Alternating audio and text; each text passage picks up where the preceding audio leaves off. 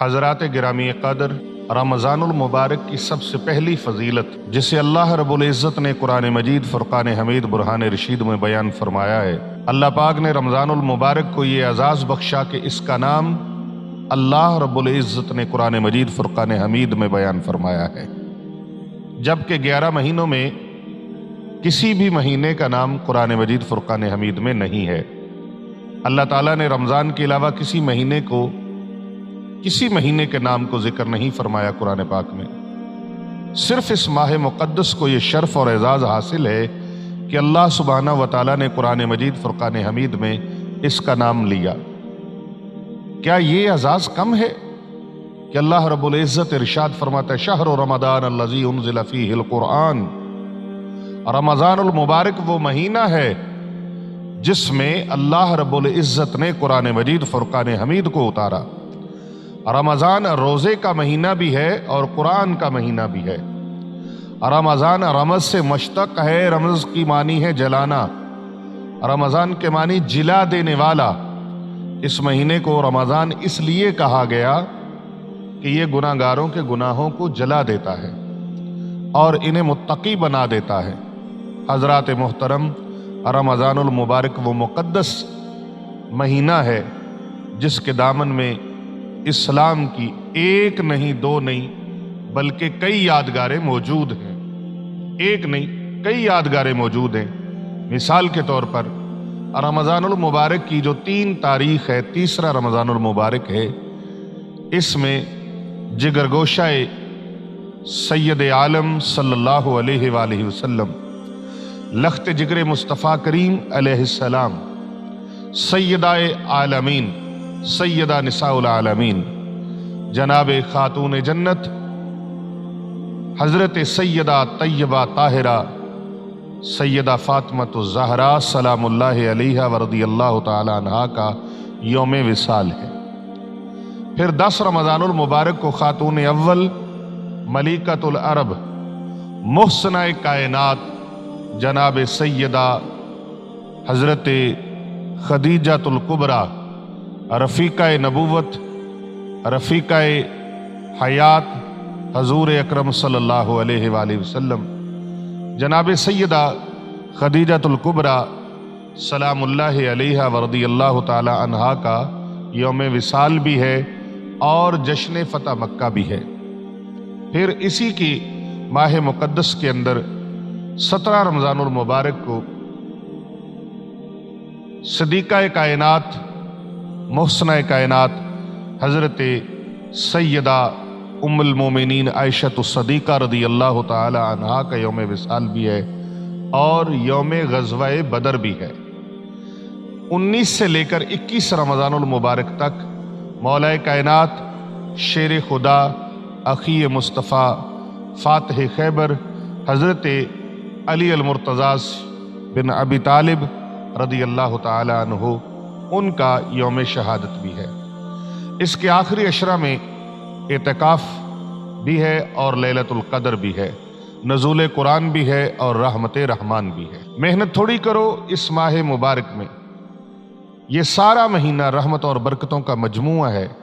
یوں سمجھ لیں کہ رحمتوں اور برکتوں کا سیزن ہے، بخشش کا سیزن ہے، موسم بہار ہے، نیکیوں کا، کہ جس میں محنت تھوڑی کی جاتی ہے، نفع زیادہ ملتا ہے۔ نیکی ایک کرو، اجر 70 گنا ملتا ہے، نفل ایک پڑھو، 70 گنا ثواب ملتا ہے۔ ایک نفل سے ایک فرض کے برابر ثواب دیا جاتا ہے۔ ایک فرض پڑھو تو 70 گنا زیادہ فرضوں کا ثواب ملتا ہے۔ پھر یہ ماہ مبارک ایسا عظیم الشان، ایسی کرم نوازیوں والا مہینہ کہ اللہ رب العزت فرماتا ہے، حدیث قدسی ہے، اللہ فرماتا ہے اگر میں چاہوں تو تمہارے اخلاص کے مطابق تمہاری نیکیاں 70 گنا سے 700 گنا کر دوں، اور اگر میرا دریائے رحمت موج میں آ گیا تو 700 کو دگنا کر دوں گا، اور اگر تمہارا اخلاص مجھے اور پسند آ گیا تو پھر تمہیں بغیر حساب کے اس کا اجر عطا کیا جائے گا۔ پھر 70 گنا سے بڑھ کر 700، 700 گنا سے بڑھ کر پھر اسے دوہرا اجر یعنی 1400 گنا بڑھا دیا جاتا ہے۔ پھر رب کائنات نے فرمایا اگر تمہارا اخلاص اور بڑھ جائے تو پھر نہ 700 گنا والی بات، نہ 700 کو دگنا کرنے والی بات، فرمایا پھر بے حساب اجر عظیم اللہ عطا فرماتا ہے۔ اور اگر کسی بندے کا جذبہ دل وہ اور خوبصورت ہو گیا، بلکہ خوبصورت سے خوبصورت تر ہو گیا، تو رب کائنات فرماتا ہے کہ میں اس کو اپنا دیدار بھی کرواؤں گا۔ یہ ہے ماہ رمضان المبارک کے اندر اللہ سبحانہ و تعالی کے وعدے۔ تو محترم حاضرین و ناظرین گرامی، یہ بڑی برکتوں والا مہینہ ہے۔ بندہ جب کوئی عمل کرتا ہے تو فرشتوں کو اس کے اجر کا پہلے ہی سے علم ہوتا ہے۔ جیسے عمل بندہ کرتا ہے اس کے مطابق اس کا ثواب اللہ کے ملائکہ، اللہ کے فرشتے لکھ دیتے ہیں۔ بندہ نماز پڑھتا ہے، فرشتے ثواب لکھتے ہیں۔ حج کرتا ہے، فرشتے اس کا ثواب لکھتے ہیں۔ زکوٰۃ دیتا ہے، فرشتے اس کا ثواب لکھتے ہیں۔ کوئی نیکی کرتا ہے، فرشتے اس کا ثواب لکھتے ہیں۔ ہر نیکی کا ثواب فرشتے لکھ لیتے ہیں۔ اس طرح اگر کوئی بدی معاذ اللہ کرتا ہے تو بدی کا گناہ وہ بھی لکھا جاتا ہے۔ لیکن جب کوئی بندہ روزہ رکھتا ہے اور روزہ مکمل کرتا ہے، تو جب فرشتے اس کے اجر کو لکھنے کا ارادہ کرتے ہیں تو اللہ سبحانہ و تعالی ملائکہ سے فرماتا ہے، اے میرے فرشتوں، میرے بندوں کے ثواب لکھنے لگے ہو؟ تو فرشتے عرض کرتے ہیں، ہاں اے مولا کائنات، تیرے بندوں نے روزہ رکھا ہے، ہم اس کا ثواب لکھنے لگے ہیں۔ اللہ فرماتا ہے، فرشتوں ٹھہر جاؤ اور رک جاؤ، ثواب نہ لکھو۔ فرشتے عرض کرتے، مولا کیا کریں؟ اللہ فرماتا ہے، ٹھہر جاؤ، باقی ساری عبادات کے اجر اور ثواب تم نے لکھے ہیں، مگر روزے کا اجر ثواب تم نہیں لکھ سکتے۔ اس کا اجر و ثواب میں خدائے وحدہ لا شریک ہی لکھوں گا، اس کا اجر میں خود دوں گا۔ فرشتے پوچھتے ہیں، یا اللہ اس کی حکمت کیا ہے؟ اللہ رب العزت فرماتا ہے، یہ روزہ دار میرے صابر بندے ہیں، میری رضا کے لیے انہوں نے کھانا چھوڑ دیا، پینا چھوڑ دیا، خواہشات نفس کو ترک کر دیا، گناہ چھوڑ دیے۔ انہوں نے کان کا روزہ رکھا، زبان کا روزہ رکھا، آنکھ کا روزہ رکھا، انہوں نے اپنے اعضاء کا بھی روزہ رکھا، برائی کی طرف نہ گئے، نیکیوں کی طرف آئے، سچ بولتے رہے، قرآن پڑھتے رہے، تلاوت کرتے رہے، درود پاک پڑھتے رہے، ذکر کرتے رہے، صبر کرتے رہے۔ اب میں انہیں روزے کا اجر و حساب کر کے دوں گا، نہیں دوں گا تو کون دے گا؟ بلکہ اللہ رب العزت نے فرمایا، اس کا اجر و ثواب اتنا ہے جو تمہارے احاطہ شمار میں نہیں ہے، تم اسے لکھ نہیں سکتے۔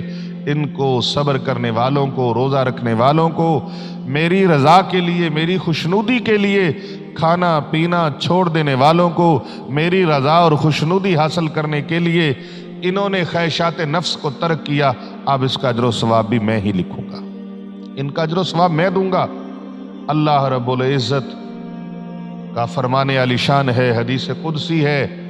اللہ رب العزت کا فرمان عالی شان حدیث قدسی بخاری شریف کے اندر موجود ہے، الصوم لی وانا اجزی بہ، روزہ میرے لیے رکھا گیا اور اس بندے نے میری صفت اپنائی ہے، اس کا اجر میں دوں گا۔ میں خدا ہوں، نہ میں کھاتا ہوں نہ پیتا ہوں، تو یہ صفت خداوندی ہے کہ کھانے پینے سے اللہ تبارک و تعالیٰ پاک ہے۔ تو اس بندے نے جب اس صفت پر عمل کیے، صفت کو اپنایا، نہ کھایا نہ پیا اور خواہشات نفس کو ترک کیا، تو اللہ تبارک و تعالیٰ نے فرمایا، اس کا اجر اب میں ہی دوں گا، کوئی اور اس کا اجر لکھ بھی نہیں سکتا۔ نمازی چاہے جتنی نمازیں پڑھ لے، نمازی کہلائے گا۔ میں نماز سے پاک ہوں، حاجی چاہے جتنے حج کرے وہ حاجی کہلائے گا، میں حج کرنے سے پاک ہوں۔ اللہ اکبر! اللہ نہ نماز پڑھتا ہے نہ حج کرتا ہے، ان چیزوں سے وہ پاک ہے۔ فرمایا، زکوٰۃ دینے والا چاہے جتنا بھی زکوٰۃ دے، وہی زکوٰۃ دینے والا اور سخی کہلائے گا۔ میں زکوٰۃ دینے سے پاک ہوں، مگر روزے دار کی ایک صفت ایسی ہے کہ وہ صفت اس کی نہیں بلکہ میری ہے، کیونکہ صبح سے شام تک کھاتا وہ بھی نہیں ہے، کھاتا میں بھی نہیں ہوں، پیتا میرا بندہ بھی نہیں ہے، پیتا میں بھی نہیں ہوں۔ اللہ اکبر! نہ کھانا اور نہ پینا یہ صفت میری ہے، میں خدا ہوں، یہ صفت میری، کھانے پینے سے پاک ہوں۔ بندہ ماہ رمضان میں صبح سے شام تک میری صفت کو اپناتا ہے، میری صفت پہ عمل کرتا ہے، بندہ بھی نہ کھاتا ہے نہ پیتا ہے۔ اللہ اکبر! اللہ فرماتا، فَإِنَّهُ لی، اس نے میرے لیے روزہ رکھا ہے اور میری صفت کا مظہر ہے۔ فرشتوں، اس کی جزا تو تم تب لکھو نا جب تمہارے حساب و کتاب میں آئے۔ فرمایا الصوم لی وانا اجزی بہ، روزہ میرے لیے ہے اور اس کی جزا میں ہی دینے والا ہوں، روزے کی جزا میں ہی جانتا ہوں اور میں ہی دوں گا۔ یا اللہ تو روزے دار کو کیا اجر دے گا، کیا جزا دے گا؟ اللہ فرماتا ہے جو بھی دوں، تمہیں اس سے کیا تعلق؟ اللہ اکبر۔ حضرات جانتے ہو کہ روزے کی جزا کیا ہے؟ اللہ کے عاشق مردان حق فقیر اولیاء کرام سمجھ گئے اور اس راز تک پہنچ گئے۔ انہوں نے کہا اس حدیث قدسی کو اگر دوسرے طریقے سے پڑھا جائے تو مسئلہ سمجھ میں آ جائے گا، ذہن میں آ جائے گا، عقل میں آ جائے گا کہ روزے دار کی جزا کیا ہے۔ صوفیاء کرام نے، بزرگان دین نے فرمایا اس حدیث کو اگر یوں پڑھا جائے تو معنی یہ بنے گا کہ اللہ فرماتا روزہ میری صفت ہے اور اس کی جزا خود میں ہوں۔ اس مسئلے کی مزید وضاحت یوں کر لے، یوں سمجھ لے کہ نمازی نماز پڑھے تو جنت ملتی ہے، حاجی حج کرے تو جنت ملتی ہے، حاجی حج کرے تو جنت ملتی ہے، قاری قرآن پڑھے تو جنت ملتی ہے، حافظ قرآن پڑھے تو جنت ملتی ہے، قاضی انصاف کرے تو جنت ملتی ہے، غازی جہاد کرے تو جنت ملتی ہے، سخی سخاوت کرے تو جنت ملتی ہے، سخی سخاوت کرے تو جنت ملتی ہے، مگر جب روزہ دار روزہ رکھے تو اسے جنت والا ملتا ہے، پھر اسے جنت والا ملتا ہے۔ روزہ رکھنے والوں تمہیں مبارک ہو، تم خوش نصیب ہو۔ کتنی مبارک دوں کہ روزے کا صلہ کیا ہے، روزے کا بدلہ کیا ہے، روزے کی جزا کیا ہے، روزے کی اجرت کیا ہے۔ سن لو، یقین کر لو، بے خود ہو جاؤ، مست ہو جاؤ، جھوم جاؤ، روزے کا صلہ خود خدا ہے۔ روزے دار کو خدا ملتا ہے، روزے دار کو خدا ملتا ہے۔ نمازی کو جنت، حاجی کو جنت، قاری کو جنت، حافظ کو جنت، سخاوت کرنے والے سخی کو جنت، سب کو جنت ملتی ہے اعمال کے بدلہ میں۔ لیکن روزہ ایسی چیز ہے جس کے بدلے میں جنت نہیں، جنت والا ملتا ہے۔ جس نے جو جنت کا خالق ہے، جو جنت کا مالک ہے، وہ جنت والا ملتا ہے۔ اللہ رب العزت سے دعا ہے اللہ تعالی ہمیں روزہ رکھنے کی توفیق نصیب فرمائے۔ ایک روزہ جو رکھ لیتا ہے، ایک روزہ، میں نے پچھلے بیان میں بھی عرض کیا تھا کہ حضور شہنشاہ بغداد سرکار غوث اعظم جیلانی رحمۃ اللہ تعالی علیہ نے غنیت طالبین کے اندر اسے رقم فرمایا جو کوئی ایک روزہ رکھتا ہے، حدیث نبوی کا مفہوم ہے، اس کو اتنا دوزخ سے دور کر دیا جاتا ہے جیسے کوئی کوا پیدا ہو، اڑنا شروع ہو، ساری زندگی وہ اڑتا رہے، سال ہا سال اڑتا رہے، 100 سال تک یا اس سے بھی زیادہ اڑتا رہے، بوڑھا ہو جائے، پر جھڑ جائیں اور گر کر مر جائے۔ جتنی ساری زندگی میں اس نے سفر کیا ہے، اتنی سفر، اتنی مسافت کے مطابق اللہ تبارک و تعالی اسے جہنم سے آزاد فرما دیتا ہے۔